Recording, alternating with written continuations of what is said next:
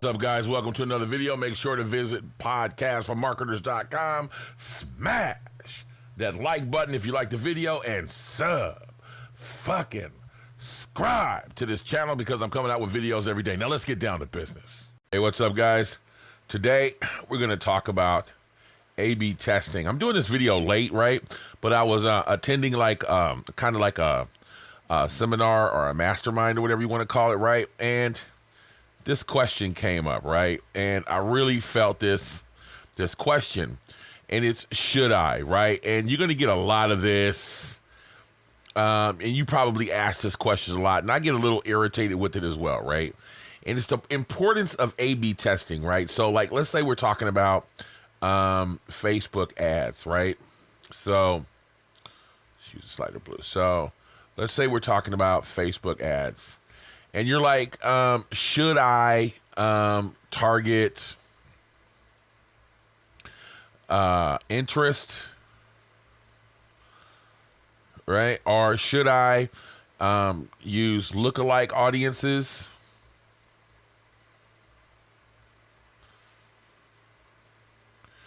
All right, or should I do a lead ad? Should I do messenger ads? Right?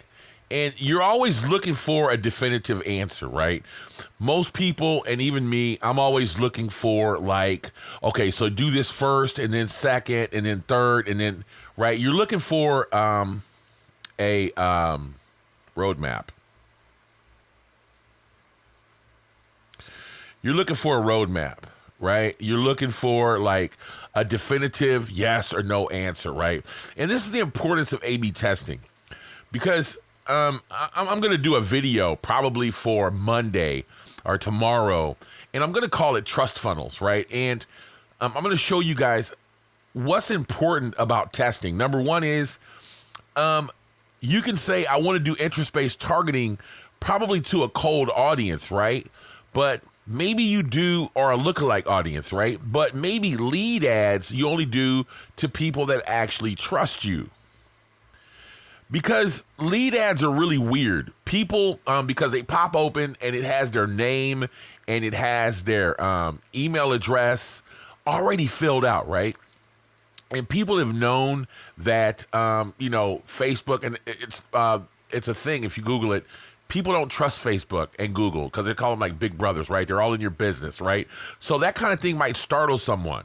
Messenger ads are the same thing. You know, do they know you? Messenger ads are like that, right? Do they know you? Not even trust you. It's trust you and know you. This is how I would think, right? But there's no way of knowing until you test it. So, a lot of times we get these answers from people, and you can't stand it, right? Because you get this big answer here, test, right? And before I leave, this is a very, very short video for today. And I wanted to tell you that you have to get out of the consumer mindset, right? I've said this a million times, and you have to think about marketing, right? Instead of thinking about with testing that you're wasting money, which is what everybody hates, right? You're thinking that, hey man, I'm wasting money testing, right? And that's what you're thinking right now. But you would be wrong, right? What you're doing, and you have to get this in your head, is you're purchasing data. Data rules, man. Data kicks ass. This is what you're doing. You're buying data. Okay? So here's what you should be doing with your Facebook ads and any ad campaign, right? This is what goes down. And this is a part of what you're doing now, right? So even with your own products, I want you to understand this. This is what goes on right now. You start ad campaigns, right? And you know that you're going to spend $1,000. Now, you don't have to spend this much, right? I'm just using an example. You're going to spend $1,000 just to get data, right? You're going to see what images work, what copy works, okay, what video works, right? And you're also going to see what ad type works. Okay? And you're going to collect all this data. So once you have this data, the shit doesn't change and you own the data, right? So to give you an example, I have the Facebook pixel everywhere, in my members area, on the page where you purchase my content, on the page where you actually go in my cart. I have the Facebook pixel. I have it on my thank you pages. I have it on every fucking thing, right? And I have all of this data, and I even have my emails. My email list is connected directly to Facebook. So when you enter into my email, it automatically shoots an ad out, right?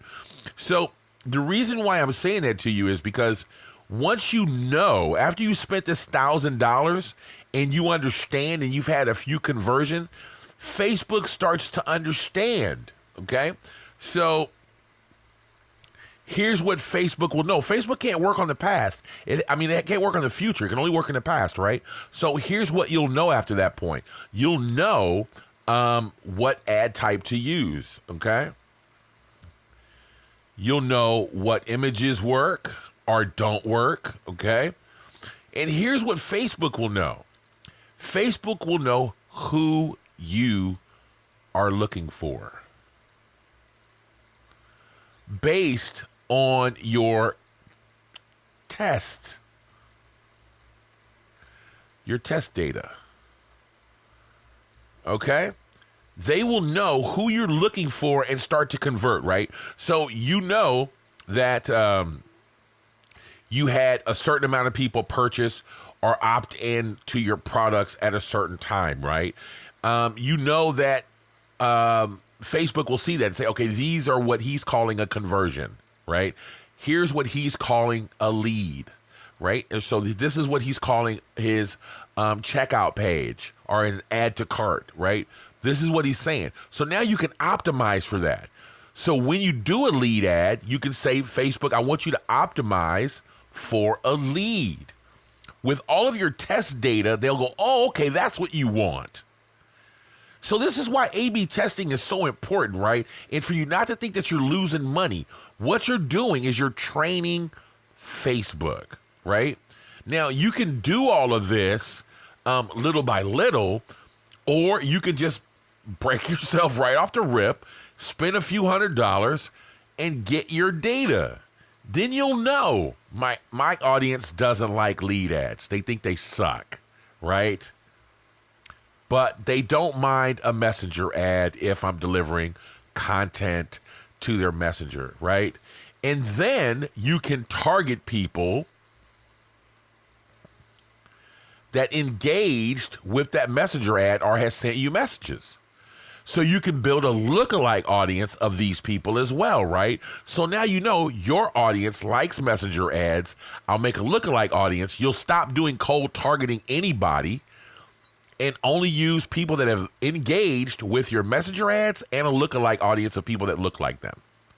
So that's why testing is so important, man. So when you see this question of should I do any of this, the answer is always going to be not even test. I want you to say, I need to buy data. Right? Buy even, Sonny. I need to buy data. Okay? That's what your answer needs to be. When you start looking at, should I target these interests? Should I do a lookalike audience? Should I do lead ads or messenger ads? The answer is always, I should purchase some data and find out. Okay? Data is really important, guys. I can't stress enough how important data is, right? Anytime that you can get a pixel, right, somewhere, put the pixel there, right? I'm so anal. Let me tell you what I've done lately, right?